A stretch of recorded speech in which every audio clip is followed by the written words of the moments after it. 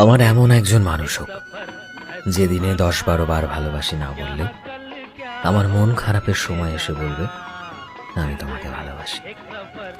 আমার এমন একজন মানুষ হোক আমি ভুল করলে রাগারাগি চেঁচামেচি করলেও কিছুক্ষণ পর এসে বুঝিয়ে বলবে তোমার এই ভুলগুলো আমাকে কষ্ট দেয়, তাই ভুলগুলো শুধরে নিও প্লিজ।